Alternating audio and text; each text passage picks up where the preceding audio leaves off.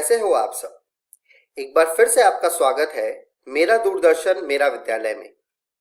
आशा करता हूं आपको जो ये घर पर विद्यालय का अनुभव मिल रहा है आप उसे बहुत एंजॉय कर रहे होंगे और एंजॉयमेंट के साथ आपकी पढ़ाई भी हो रही होगी। आप सभी ने अपना कॉपी और कलम तो ले ही लिया होगा। तो आज की कक्षा में भी अगर आपके मन में आज के विषय से संबंधित कोई जिज्ञासा एवं प्रश्न हो तो नोट करते जाना है। आइए देखते हैं आज के एपिसोड में हम क्या पढ़ेंगे। आज के एपिसोड में हम कक्षा 9 से शुरुआत करेंगे, जिसमें हम गणित के पाठ बहुपद को पढ़ेंगे।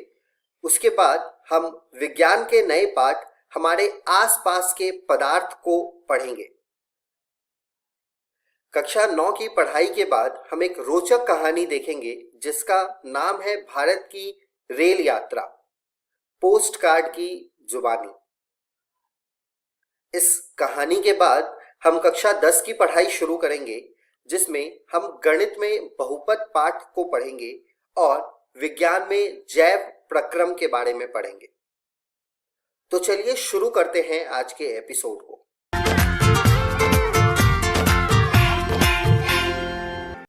नमस्कार दोस्तों, आज हम पाठ बहुपद का भाग 2 पढ़ेंगे।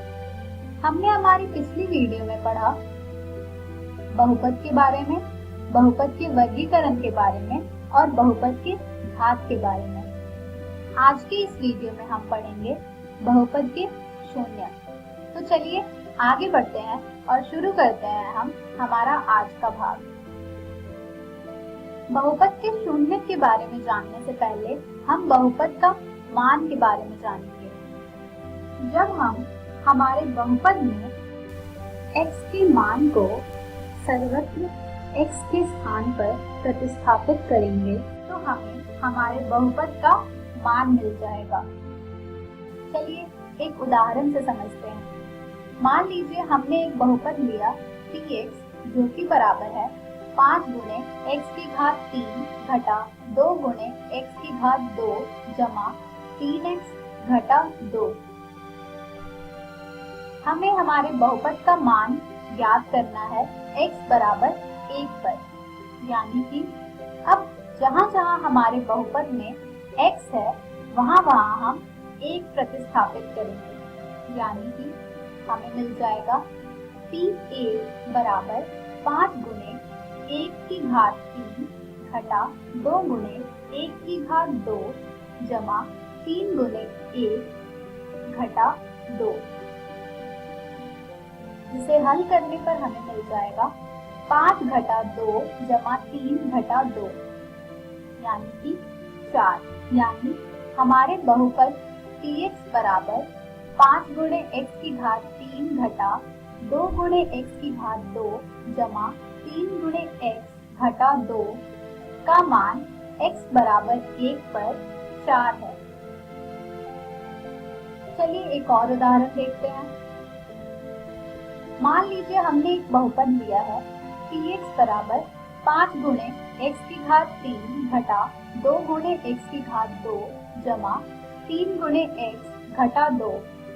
अब हमें हमारे बहुपद का मान x बराबर 0 पर प्राप्त करना है, यानी कि जहाँ जहाँ हमारे पास x है वहाँ हम 0 को प्रतिस्थापित करेंगे, जिससे हमें मिल जाएगा p0 बराबर 5 गुणे 0 की घात 3 घटा 2 गुणे 0 की घात 2 जमा 3 गुणे 0 घटा 2, जिसे हल करने पर हमें मिल जाएगा 0 घटा 0 जमा 0 घटा 2 यानी कि घटा 2। यानी कि हमारे बहुपद का मान x बराबर 0 पर घटा 2 है। चलिए एक और उदाहरण देखते हैं। मान लीजिए हमने एक बहुपद लिया है px जो कि बराबर है x घटा 1 के। हमें हमारे बहुपद का मान x बराबर 1 पर प्राप्त करना है, यानी कि जहाँ जहाँ हमारे बहुपद में x है वहाँ हम 1 प्रतिस्थापित करेंगे, जिससे हमें मिल जाएगा p1 बराबर 1 घटा 1, यानी कि शून्य। हमें P1 बराबर शून्य मिला है। क्योंकि P1 बराबर शून्य है, इसलिए हम कह सकते हैं कि एक बहुपद Px का शून्यक है। आइए जानते हैं कि बहुपद के शून्यक किसे कहते हैं। x का वह वास्तविक मान जिसके लिए बहुपद का मान शून्य हो जाता है, उसे हम बहुपद के शून्यक कहते हैं। जैसा कि आपने पिछले उदाहरण में देखा था, हमें P1 बराबर शून्य मिला था, इसलिए एक हमारे बहुपद Px का एक शून्यक था। अब हम रैखिक बहुपद के शून्यक ज्ञात करेंगे। मान लीजिए कि Px बराबर Ax जमा B, जहाँ पर A हमारा शून्य के बराबर नहीं है, एक रैखिक बहुपद है। अब हमें Px का शून्यक ज्ञात करना है। यह हम कैसे कर सकते हैं? Px का शून्यक ज्ञात करने के लिए हमें बहुपद समीकरण Px बराबर शून्य को हल करना पड़ेगा। अब Px बराबर शून्य का अर्थ है Ax जमा B बराबर शून्य, जिसे हल करने पर हमें मिल जाएगा Ax बराबर घटा B, जिससे हमें x का मान मिलेगा घटा B बटे A, और घटा B बटे A ही केवल Px बराबर Ax प्लस B का शून्य होगा। यानी कि रैखिक बहुपद के शून्य केवल -b बटे A ही होंगे।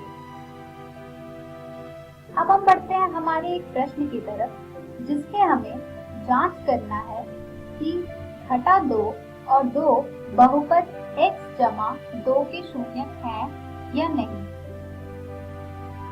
मान लेते हैं हम कि हमारा बहुपद Px बराबर है x जमा 2 के। अब हम जहां हमारे पास x दिया हुआ है, वहां हम 2 को प्रतिस्थापित करेंगे, जिससे हमें मिल जाएगा P2 बराबर 2 जमा 2 यानी कि 4। अब हम P-2 का मान ज्ञात करेंगे, जो कि हमें मिलेगा -2 जमा 2 यानी कि 0। अतः -2 बहुपद Px बराबर x जमा 2 का शून्यक है, परंतु 2 बहुपद x जमा 2 का शून्यक नहीं है। चलिए एक और प्रश्न देखते हैं, जिसमें हमें यह सत्यापित करना है कि 2 और 0 बहुपद x की घात 2 घटा 2 गुणे x के शून्यक है। मान लेते हैं हम कि हमारा बहुपद Px बराबर है x की घात 2 घटा 2 गुणे x के। अब हम Px में सर्वत्र x के स्थान पर 2 प्रतिस्थापित करेंगे, जिससे हमें प्राप्त होगा P2 बराबर 2 की घात 2 घटा 2 गुणे 2, जिसे हल करने पर हमें मिल जाएगा 0। अब हम Px में सर्वत्र x के स्थान पर 0 प्रतिस्थापित करेंगे, जिससे हमें प्राप्त होगा P0 बराबर 0 की घात 2 घटा 2 गुणे 0, जिसे हल करने पर हमें मिलेगा 0। यानी कि हम कह सकते हैं कि 2 और 0 दोनों ही बहुपद Px के शून्यक हैं। अब हम बढ़ते हैं हमारे अगले प्रश्न की तरफ, जिसमें हमें बहुपद Px बराबर 2 गुणे x जमा 1 का एक शून्यक ज्ञात करना है। हमें दिया हुआ है कि बहुपद Px बराबर है 2x जमा 1 के। शून्य को ज्ञात करने के लिए हमें सबसे पहले बहुपद समीकरण Px बराबर 0 को हल करना होगा, जिससे हमें मिल जाएगा 2x जमा 1 बराबर 0, जिससे हमें x का मान मिल जाएगा घटा 1 बटे 2, यानी कि घटा 1 बटे 2 बहुपद Px का शून्यक है। आज के इस वीडियो में हमने सीखा था बहुपद के शून्य। हम हमारी अगली वीडियो में पढ़ेंगे शेषफल प्रमेय।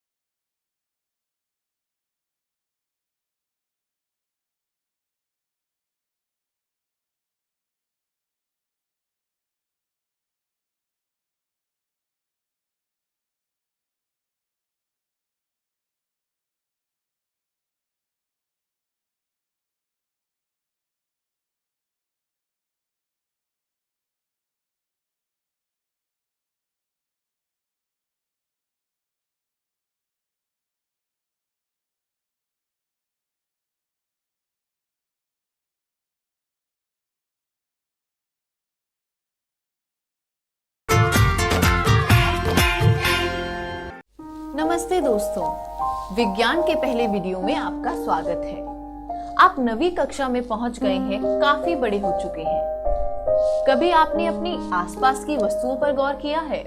आपके आसपास बहुत सारी वस्तुएं हैं।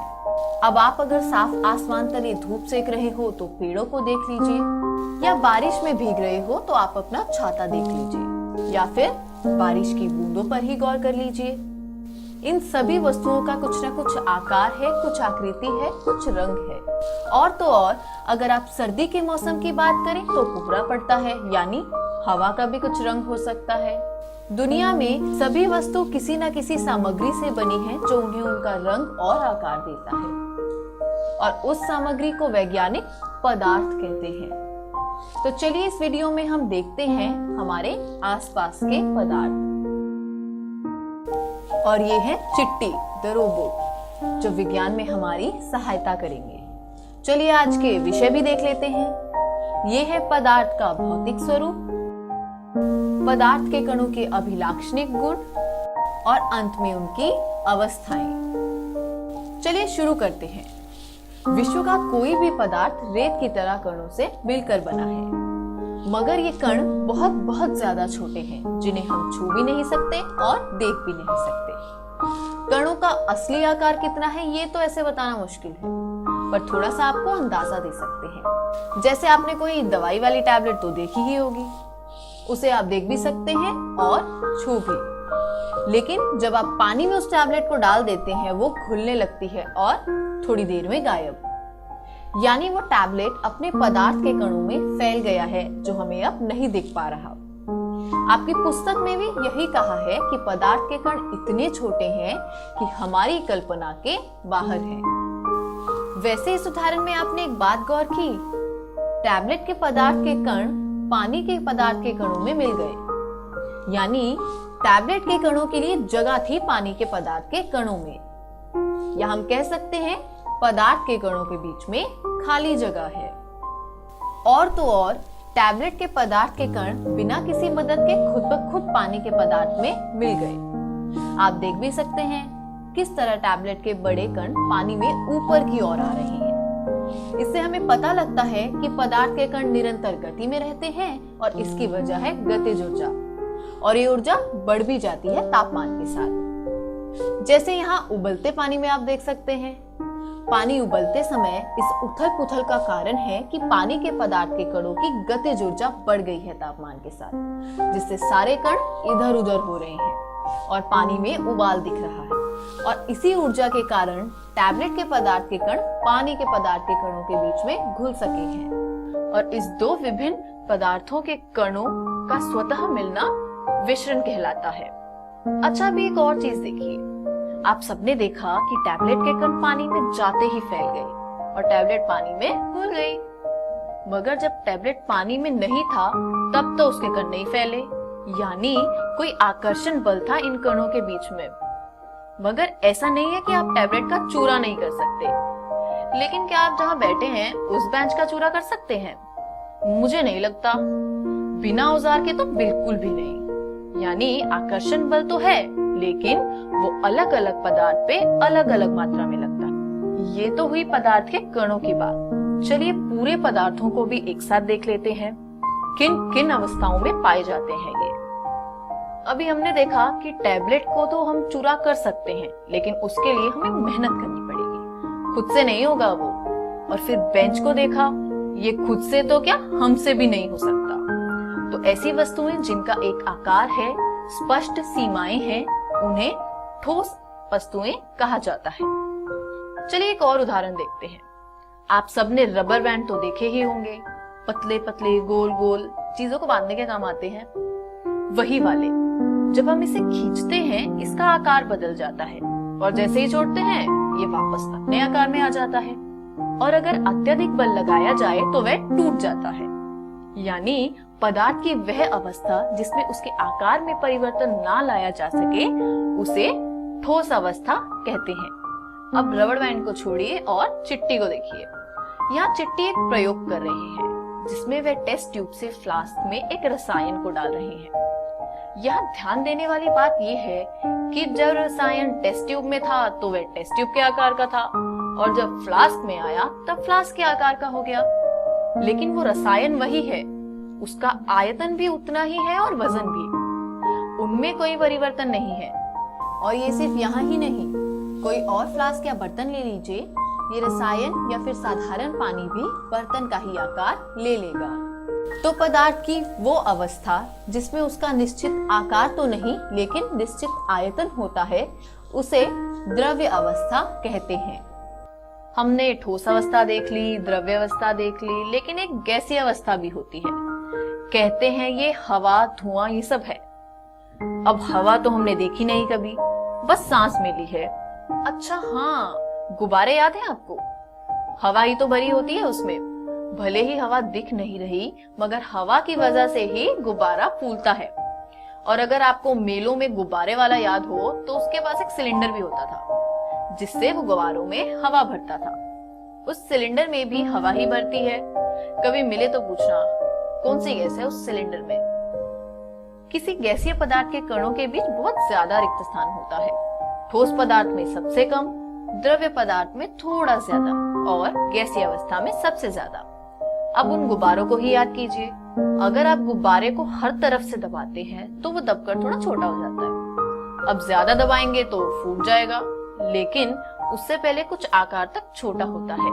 यानी गैसीय पदार्थ में संपीड्यता काफी ज्यादा है क्योंकि कणों के बीच में जगह भी ज्यादा है। आप गुब्बारा फुलाने वाला सिलेंडर ही ले लीजिए।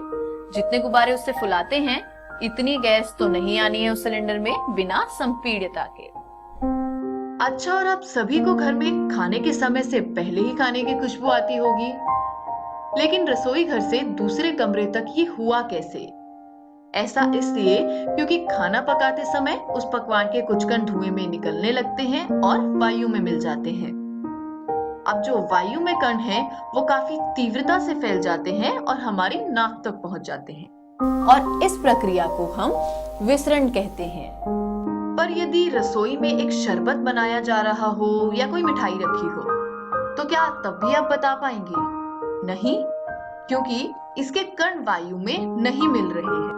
संक्षेप में देखें तो गैसों का अन्य गैसों में विसरण काफी तीव्रता से होता है, इसलिए खाने से धुआं उठते ही हमें महक आने लगती है, वो भी काफी दूर तक। और ये विसरण की तेजी का कारण कणों की गतिज ऊर्जा जो ठोस और द्रव्य पदार्थों से काफी ज्यादा होती है और गैसीय पदार्थों की संपीड्यता भी काफी ज्यादा होती है, जो हमने गुब्बारे फुलाने वाले सिलेंडर में देखा और रसोई घर वाला सिलेंडर भी वैसा ही होता है। तो ये हो गए हमारे 3 प्रकार के पदार्थ। चलिए इस वीडियो को यहीं समाप्त करते हैं और विदा लेने से पहले एक बार देख लेते हैं कि आज हमने क्या क्या सीखा। सबसे पहले हमने देखा कि पदार्थ रेत की तरह कणों से मिलकर बना है और फिर जाना कि उन कणों के बीच काफी खाली जगह भी है। ये कण निरंतर गति में होते हैं और उनमें आकर्षण बल भी होता है और इन्हीं गुणों के आधार पर हमने पदार्थ की विभिन्न अवस्थाओं को भी जाना, ठोस, द्रव्य और गैसीय। चलिए आज की वीडियो में बस इतना ही। चिट्टी और मैं फिर आएंगे इस पाठ पर और चर्चा करने। तब तक के लिए अलविदा। पदार्थ के कण कैसे होते हैं? बड़े, छोटे, बहुत छोटे, मध्यम आकार। ठोस वस्तुएं कौन सी होती हैं? निश्चित आकार, स्थिर आयतन, स्पष्ट सीमाएं। निश्चित आकार, अस्थिर आयतन, अस्पष्ट सीमाएं। अनिश्चित आकार, स्थिर आयतन और स्पष्ट सीमाएं। अनिश्चित आकार, अस्थिर आयतन और अस्पष्ट सीमाएं। द्रव्य वस्तुएं कौन सी होती हैं? अनिश्चित आकार, निश्चित आयतन। निश्चित आकार, अनिश्चित आयतन। अनिश्चित आकार, अनिश्चित आयतन। निश्चित आकार, निश्चित आयतन। नीचे दी गई वस्तुओं में से कौन सी वस्तु ठोस है? हवा, पानी, सिक्का, तेल। नीचे दी गई वस्तुओं में से कौन सी वस्तु गैसीय वस्तु है? पानी, हवा, तेल, सिक्का।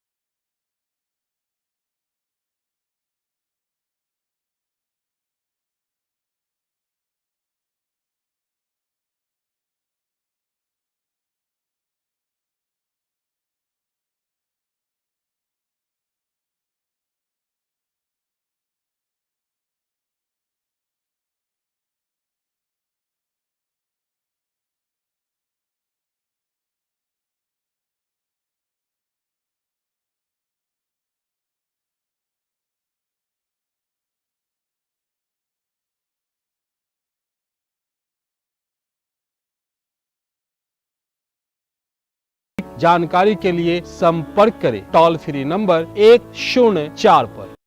आइए आज की कहानी पर चलते हैं, जिसका शीर्षक है भारत की रेल यात्रा पोस्ट कार्ड की जुबानी, और जानेंगे कि क्या है यह भारत की रेल यात्रा। जीवन की महान भारतीय रेल यात्रा। उद्यमी हर जगह है। एक गांव में बड़े से बरगद के पेड़ के नीचे चटखीले लाल रंग का पोस्ट बॉक्स था। सरिता यहाँ हर रोज आया करती थी। क्यों? क्योंकि इसमें लगभग हर रोज सरिता के लिए एक पोस्ट कार्ड आता था। सरिता का बड़ा भाई जीवन उसे ये पोस्ट कार्ड भेजता था। वह एक उद्यमी बनना चाहता था। अपने गांव की खेती में क्रांति लाने के लिए सौर ऊर्जा का उपयोग करना चाहता था। अपने मास्टर प्लान से सभी के लिए पानी उपलब्ध कराना चाहता था। हर किसान को जैविक किसान में बदलना चाहता था, ताकि मधुमक्खियाँ फिर से उसके गांव आ जाए। लेकिन उसका सपना पूरा होने से पहले उसके पिता रेलवे से सेवानिवृत्त हो गए और जीवन की मर्जी के बिना ही उसे रेल विभाग में नौकरी करनी पड़ी, क्योंकि ये उसके पिताजी का सपना और घर को चलाने की जरूरत थी, जिस कारण जीवन का सपना एक सपना बनकर रह गया। भारी मन से जीवन ने अपना सामान बांधा। जीवन ने अपने पसंद की पुरानी चीजों से एक पिन होल कैमरा बनाया और वो निकल पड़ा। सरिता जीवन को गली से उतरते हुए और बड़े से पेड़ और चटकीले लाल रंग के पोस्ट बॉक्स से गुजरते हुए देखकर रो पड़ी। वो उससे बहुत प्यार करती थी, वो मधुमक्खियों को वापस लाने का सपना भी अधूरा छोड़कर जा रहा था। जीवन ने पीछे मुड़कर नहीं देखा क्योंकि उसके आंखों में भी आंसू आ गए थे। सरिता जीवन को नजर से ओझल होने तक देखती रही। एक दिन बिना किसी कारण के उसने पोस्ट बॉक्स जांचा। अंदर एक पोस्ट कार्ड था जिस पर एक तस्वीर थी। वो सरिता के लिए था और उस पर बनी तस्वीर में उसके बारे में लिखा हुआ था। सरिता ने पोस्ट कार्ड को अपने सीने से लगा लिया। फिर हर दिन स्कूल में आते जाते समय वो पोस्ट बॉक्स की जांच करने लगी। जीवन ने जैसा कहा था वैसा ही किया। जीवन ने जब भी फोटो खींची तो उसके बारे में लिखा। इस तरह सरिता का भारत के उद्यमियों का संग्रह बढ़ता गया। वो इन पत्रों के जरिए गजाला से मिली, जिन्होंने एक गांव में सौर प्रकाश और पैनल को बनाया था। वो कविता से मिली जो ट्रैक्टर चलाती थी। वो किरण से मिली जो जैविक देसी बीज उगाती थी। परमेश से मिली जिन्होंने एक जंगली वन लगाया था। आकांक्षा जिन्होंने एक शहर में अपने स्कूल की छत पर सब्जियां उगाई थी ताकि उनकी कक्षा के बच्चों को ताजी पत्तेदार सब्जियां मिले। उसने प्रत्येक कहानी को सहज कर एक किताब बनाई। फिर जीवन के लौटने का इंतजार करने लगी। जब वो आखिरकार कई वर्षों बाद वापस लौटा, तब तक सरिता और गांव वालों ने मिलकर उसके सपने पूरे कर दिए थे। जब जीवन रेलवे स्टेशन से अपने घर की तरफ जाने लगा तो मधुमक्खियां उसके आसपास मंडरा रही थी। जीवन्स ग्रेट इंडियन ट्रेन जर्नी। जीवन की महान रेल यात्रा के अभ्यास के लिए 4-4 के दल बनाए। अपने मोबाइल से तस्वीरें लेना, वीडियो और ऑडियो रिकॉर्ड करना ना भूलें।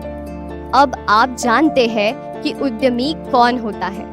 पहला भाग। अब आपको अपने आसपास के उद्यमियों को खोजना है और उनके इंटरव्यू लेने हैं। आप उनसे बहुत सारे प्रश्न पूछेंगे, जैसे उनके कौशल के ऊपर, उनकी योजनाओं के ऊपर आदि। दूसरा भाग। आपने कहानी में देखा कि कैसे रजिया ने सोलर लैंप्स बनाकर गांव की बिजली की समस्या सुलझाई। तो अब आप भी जिन जिन उद्यमियों से मिले उनके बारे में अपनी अभ्यास पुस्तिका में पोस्ट कार्ड बनाएं। ये करने के बाद बढ़े अगली गतिविधि की ओर और अपना रोमांचक सफर जारी रखें।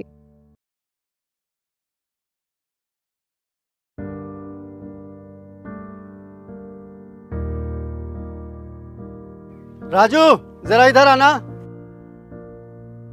चाचा प्रणाम। प्रणाम। ये बताओ कि स्कूल से ड्रेस का पैसा मिला कि नहीं? मिल गया, पिछले हफ्ता मिल गया। और छात्रवृत्ति? चाचा वो तो अब खाता में ही चला आता है। अरे वाह, ये सब तो इसको खूब पता है। पर ये पता है तुम्हारा लड़का स्कूल में काका सीखता है? ये हंसने का नहीं, सोचने का वक्त है।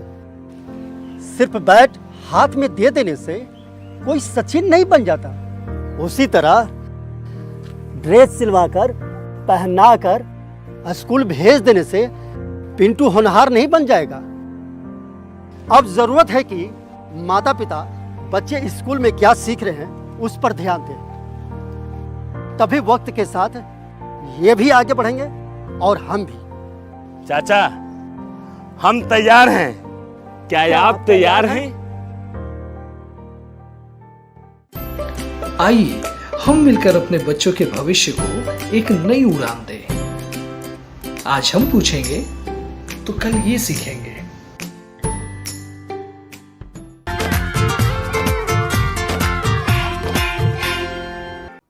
नमस्कार दोस्तों, आज की इस वीडियो में हम पढ़ेंगे बहुपद, जिसको इंग्लिश में पॉलिनोमियल्स कहते हैं। तो आज की वीडियो में हम बहुपद पार्ट 3 पढ़ेंगे। चलिए देखते हैं पार्ट 3 में हम क्या पढ़ेंगे। त्रिघात बहुपद के शून्य को और गुणांकों में समबांध। तो चलिए जानते हैं त्रिघात बहुपद के बारे में। त्रिघात बहुपद का स्टैंडर्ड फॉर्म कुछ इस प्रकार होता है: ax का घन जमा bx का वर्ग जमा cx जमा d। ध्यान रहे इसमें a का मान शून्य नहीं हो सकता है। तो चलिए जानते हैं त्रिघात बहुपद के शून्यकों के बारे में। त्रिघात बहुपद में अधिक से अधिक 3 शून्यक हो सकते हैं। तो चलिए मान लेते हैं कि इसके 3 शून्यक है: अल्फा, बीटा तथा गामा। अब देखते हैं त्रिघात बहुपद के शून्यकों और गुणांकों में संबंध। तो ये है हमारा त्रिघात बहुपद: ax का घन प्लस bx का वर्ग प्लस cx प्लस d। तो चलिए देखते हैं इस त्रिघात बहुपद के गुणांकों और शून्यकों के बीच में संबंध। अल्फा, बीटा तथा गामा अगर इस त्रिघात बहुपद के शून्यक है तब alpha plus beta plus gamma बराबर होगा माइनस बी बटे ए के, जहां पर b जो है वो x वर्ग का गुणांक है तथा a x घन का गुणांक है। इसी प्रकार alpha into beta plus beta into gamma plus alpha into gamma बराबर होगा c बटे a के, जहां पर c x का गुणांक है तथा a x घन का गुणांक है। इसी प्रकार alpha into beta into gamma बराबर होगा माइनस डी बटे में a, जहां पर d अचर पद है तथा a x घन का गुणांक है। चलिए उदाहरण देखते हैं। जांच कीजिए कि त्रिघात बहुपद px बराबर में 3x का घन माइनस 5x का वर्ग माइनस 11x माइनस 3 के शून्यक 3 माइनस 1 और माइनस 1 बटे 3 है। इसके पश्चात शून्यकों तथा गुणांकों के बीच के संबंध की सत्यता की जांच कीजिए। तो चलिए हल देखते हैं। दिए हुए बहुपद की ax घन प्लस bx वर्ग प्लस cx प्लस d से तुलना करने पर हमें a बराबर 3, b बराबर माइनस का 5, c बराबर माइनस 11 तथा d बराबर माइनस 3 प्राप्त होता है। तो चलिए सबसे पहले देखते हैं कि 3 माइनस 1 तथा माइनस 1 बटे 3 इस त्रिघात बहुपद के शून्यक हैं या नहीं। तो चलिए सबसे पहले 3 का चेक करते हैं। इसके लिए हम p3 का मान ज्ञात करेंगे और x की जगह पर 3 को प्रतिस्थापित करेंगे। इस प्रकार हमें प्राप्त होगा 3 गुने में 3 का घन माइनस 5 गुने में 3 का वर्ग माइनस 11 गुने में 3 माइनस का 3, जो आएगा 81 माइनस 45 माइनस 33 माइनस 3। इसको आगे हल करने पर हमें शून्य प्राप्त होता है, यानी 3 इस त्रिघात बहुपद का शून्यक है। चलिए अगला चेक करते हैं -1। अब हम x को -1 से प्रतिस्थापित करें। इस प्रकार हमें प्राप्त होता है 3 गुने में -1 का घन माइनस 5 गुने में -1 का वर्ग माइनस 11 गुने में -1 माइनस का 3। आगे इसको हल करने पर प्राप्त होगा -3 -5 प्लस 11 -3। इसको हल करने पर फिर से हमें शून्य प्राप्त होता है, यानी -1 भी इस त्रिघात बहुपद का शून्यक है। चलिए तीसरा चेक करते हैं, -1/3। अब हम x की जगह पर -1/3 प्रतिस्थापित करेंगे। इस प्रकार हमें प्राप्त होता है 3 गुने में -1/3 का घन माइनस 5 गुने में -1/3 का वर्ग माइनस 11 गुने में -1/3 माइनस का 3। इसको हल करने पर प्राप्त होगा -1/9 माइनस 5/9 प्लस 11/3 माइनस का 3। इसको आगे हल करेंगे तो फिर से हमें शून्य प्राप्त होगा। अतः 3x का घन माइनस 5x का वर्ग माइनस 11x -3 के शून्यक 3, -1 और -1/3 है। इसलिए हम मान लेते हैं अल्फा बराबर 3 है, बीटा बराबर -1 है तथा गामा बराबर -1/3 है। अब alpha plus beta plus gamma बराबर होगा 3 प्लस -1 प्लस -1/3, यानी कि 2 -1/3, जिसको हल करेंगे तो हमें 5/3 प्राप्त होगा। तो शून्यकों और गुणांकों के संबंध के हिसाब से ये बराबर होना चाहिए -b/a के। चलिए चेक करते हैं क्या ये -b/a के बराबर है या नहीं। a का मान है 3, b का मान है -5, c का मान है -11 तथा d का मान है -3, और ये 5/3 बराबर होना चाहिए -b/a के। तो यहाँ पर b का मान है -5 तथा a का मान है 3। अब हम b और a को प्रतिस्थापित करेंगे -5 और 3 से, तो हमें प्राप्त होगा माइनस का -5/3 यानी कि 5/3।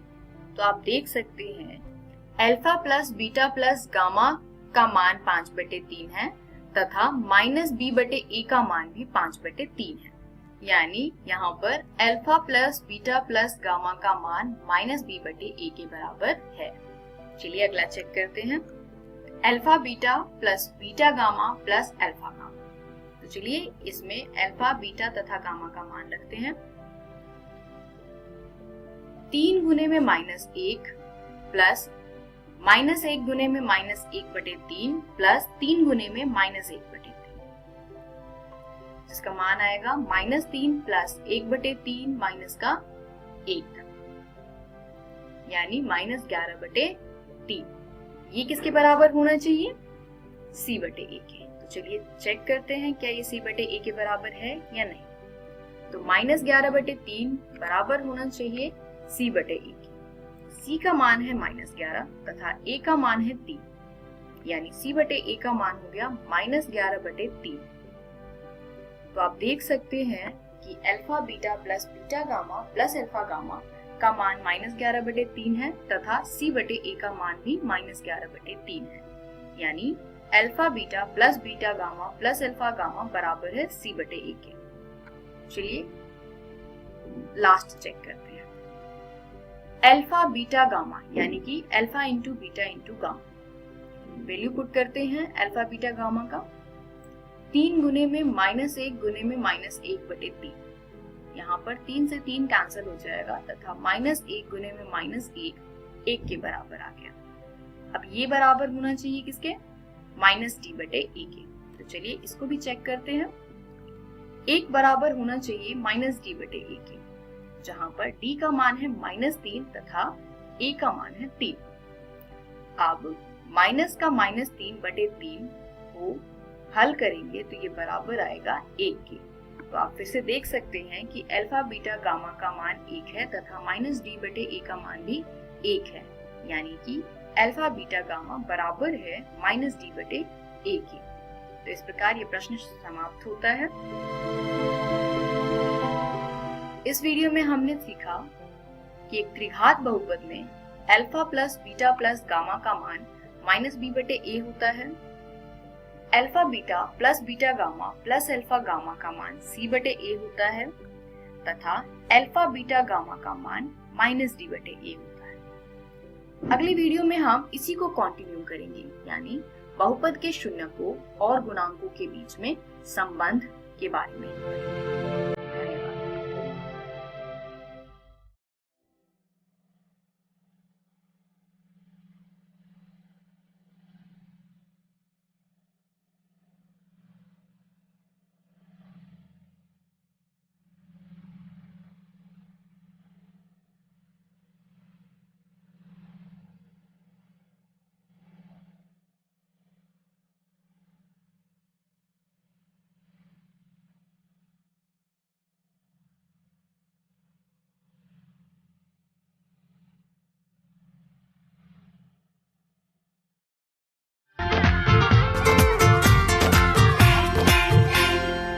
नमस्कार दोस्तों, आज जो हम अध्याय करने जा रहे हैं उसका नाम है जैव प्रक्रम।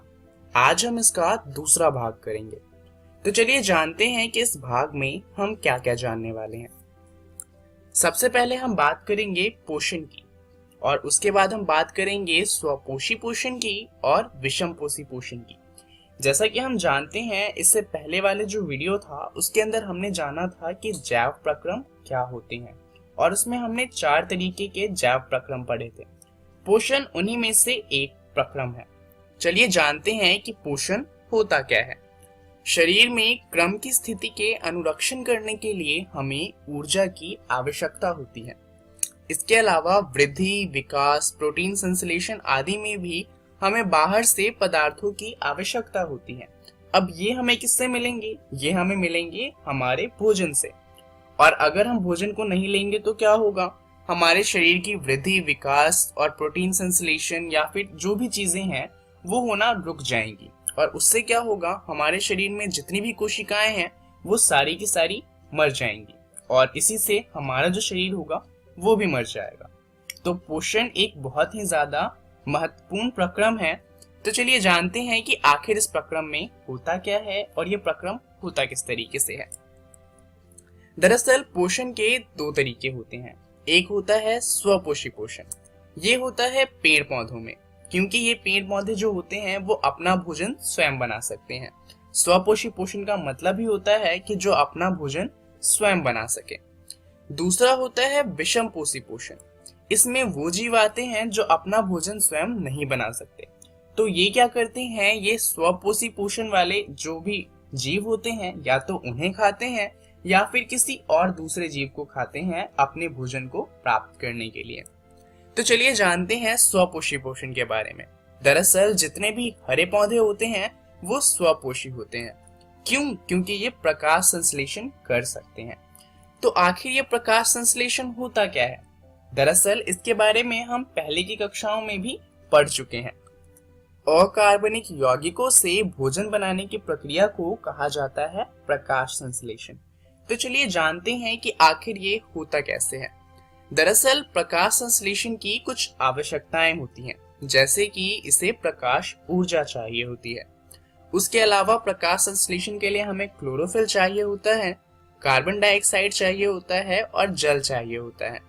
इस प्रक्रिया के दौरान जो ऑक्सीजन गैस होती है उसे एक उप उत्पाद के रूप में निष्कासित किया जाता है। प्रकाश तो हमें सूर्य से मिल जाएगा, और जल की बात करें तो पौधों को जल जड़ों की मदद से मिल जाता है। तो बात आती है क्लोरोफिल की और कार्बन डाइऑक्साइड की। चलिए जानते हैं पौधों के पास ये कहां से आते हैं। दरअसल अगर हम कार्बन डाइऑक्साइड की बात करें तो पत्तियों की सतह पर सूक्ष्म छिद्र होते हैं जिन्हें कहा जाता है रंध्र। अब ये जो छिद्र होते हैं, प्रकाश संश्लेषण के लिए गैसों का अधिकांश आदान प्रदान इन्हीं छिद्रों के द्वारा होता है। दरअसल होता क्या है कि इन छिद्रों के आसपास होते हैं गार्ड सेल। गार्ड सेल में क्या होता है कि जब इनमें पानी जाता है तो ये फूल जाते हैं और ये ओपन हो जाते हैं, जिससे जो गैस होती है वो अंदर जा सकती है और बाहर आ सकती है। परंतु जब इन गार्ड सेल से पानी निकाल लिया जाता है तो ये सिकुड़ जाते हैं और जो छिद्र होता है वो बंद हो जाता है। तो इस तरीके से जो पौधे होते हैं उनके पास कार्बन डाइऑक्साइड गैस आती है। पत्तियों में क्लोरोप्लास्ट होता है जिसमें क्लोरोफिल होता है।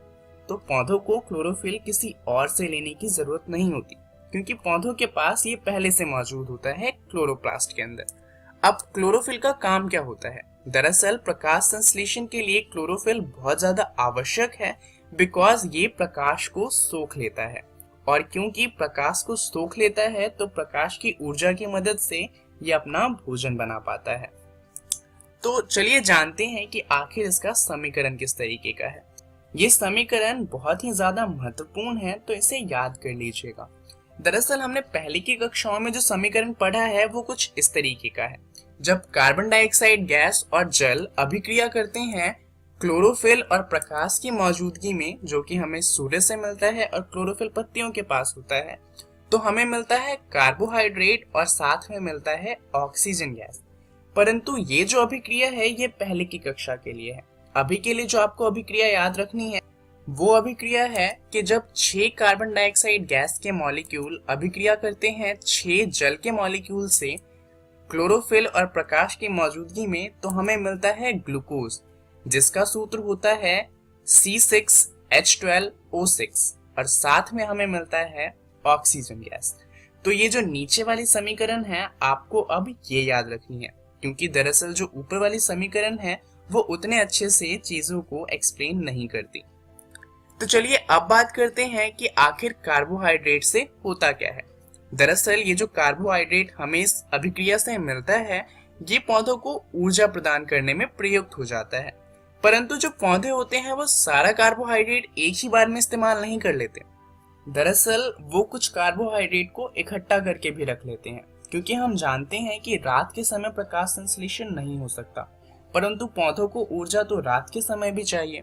तो जो कार्बोहाइड्रेट तुरंत प्रयुक्त नहीं होते हैं उन्हें मंड यानी कि स्टार्च के रूप में संचित कर लिया जाता है। इसी तरीके से जो हमारा शरीर है, हमारे शरीर में भी जो ऊर्जा इस्तेमाल नहीं होती उसे इकट्ठा किया जाता है ग्लाइकोजन के रूप में। चलिए अब बात करते हैं विषमपोषी जीवों के बारे में कि आखिर विषमपोषी जो पोषण होता है वो किस तरीके से होता है। विषमपोषी जीव स्वपोषी जीव पर प्रत्यक्ष या अप्रत्यक्ष रूप से निर्भर करता है। अब ये एक बहुत बड़ी बात है, क्योंकि इसका मतलब ये है कि अगर स्वपोषी जीव खत्म हो जाते हैं तो जो विषमपोषी जीव है वो भी खत्म हो जाएंगे, क्योंकि वो प्रत्यक्ष या अप्रत्यक्ष रूप से स्वपोषी जीव पर निर्भर करते हैं। इसका मतलब ये है कि अगर पृथ्वी से सारे पेड़ हटा दिए जाएं तो इस पृथ्वी पर जितना भी जीवन है वो सारा का सारा खत्म हो जाएगा। अब हम ये तो जानते हैं कि हम पौधों से अपना खाना प्राप्त करते हैं, जैसे कि चावल, गेहूं, ये सब हमें पौधों से मिलता है। पर कोई कह सकता है कि हम तो बकरियों को भी खाते हैं, पर बकरियों तो पौधों पे नहीं उगती, इसका मतलब हम बकरियों को खाकर जीवित रह सकते हैं। परंतु देखा जाए तो बकरियां क्या खाती हैं? बकरियां घास को खाती हैं। तो हम किसी भी चीज को खाएं वो या तो हम सीधा पौधों से लेंगे, या हो सकता है हम किसी और जीव को खाएं जो उन्हें पौधों से ले रहा हो। तो एट द एंड जितनी भी चीजें होती हैं वो सब हमें पौधों से ही मिलती है, और इसलिए जो विषमपोषी जीव होते हैं वो स्वपोषी जीव के बिना जीवित नहीं रह सकते। विषमपोषी जीव जटिल यौगिकों को सरल यौगिकों के रूप में तोड़ते हैं और ऊर्जा प्राप्त करने के लिए उनका उपभोग करते हैं। दरअसल ये जो विषमपोषी पोषण होता है ये होता है 3 तरह का। एक होता है मृतोपजीवी, दूसरा होता है परजीवी और तीसरा होता है होलोजोइक पोषण। मृतोपजीवी वो जीव होते हैं जो सड़ चुके जीवों से अपना भोजन प्राप्त करते हैं। उदाहरण के लिए फफूंदी, यीस्ट, मशरूम इत्यादि। अगर परजीवी की बात करी जाए तो ये वो जीव होते हैं जो पौधे और जंतुओं को बिना मारे उनसे पोषण प्राप्त करते हैं। उदाहरण के लिए जूं, जोक इत्यादि इसके उदाहरण हो जाते हैं। अब बात करते हैं होलोजोइक पोषण की, जो मनुष्य के अंदर होता है। अन्य जीव संपूर्ण भोज्य पदार्थ का अंतर्ग्रहण करते हैं तथा उसका पाचन शरीर के अंदर होता है। उदाहरण के लिए मनुष्य, जानवर इसके उदाहरण हो जाते हैं। अब अगर हम अमीबा में पोषण की बात करें तो अमीबा एक कोशिकीय जीव है। इसके अंदर एक ही कोशिका होती है जो भोजन को खाती भी है, उसे पचाती भी है और उससे ऊर्जा भी ग्रहण करती है। वहीं अगर हम मनुष्य जैसे जीवों की बात करें तो उनके पास काम बटा हुआ होता है, जैसे कि हाथ का इस्तेमाल होता है खाना खाने के लिए, मुंह से हम खाने को चबाते हैं और आमाशय में खाना पचाया जाता है। अब अगर हम अमीबा की बात करें तो अमीबा कोशिकीय सतह से उंगली जैसे अस्थायी प्रवर्ध की मदद से भोजन ग्रहण करता है, जैसा कि आप यहाँ पर देख सकते हैं। यह प्रवर्ध भोजन के कणों को घेर लेता है तथा संगलित होकर खाद्य रिक्तिका को आप यहाँ पर देख सकते हैं। खाद्य रिक्तिका के अंदर जटिल पदार्थों का विघटन सरल पदार्थों में किया जाता है और वे कोशिका द्रव्य में विस्तृत हो जाते हैं, और इस तरीके से अमीबा का पोषण पूरा होता है। तो चलिए जानते हैं इस वीडियो में हमने क्या क्या सीखा। हमने बात करी पोषण की, जहां पर हमने 2 तरीके के पोषण जाने, जो थे स्वपोषी पोषण और विषमपोषी पोषण। इसके बारे में और अच्छे से जानने के लिए आप अपनी एनसीईआरटी के जैव प्रक्रम वाले अध्याय को पढ़िएगा, जहां पर आपको पढ़ना है पोषण और जीव अपना पोषण कैसे प्राप्त करते हैं। अगली वीडियो में हम बात करेंगे मनुष्यों में पोषण के बारे में। तो आपको 2 काम करने हैं। पहला इस वीडियो में जो चीजें पढ़ी हैं उसे बुक में फिर से जाकर पढ़ना है और अगली कक्षा में मनुष्यों में पोषण को पढ़ के आना है। इस वीडियो के लिए इतना ही। धन्यवाद।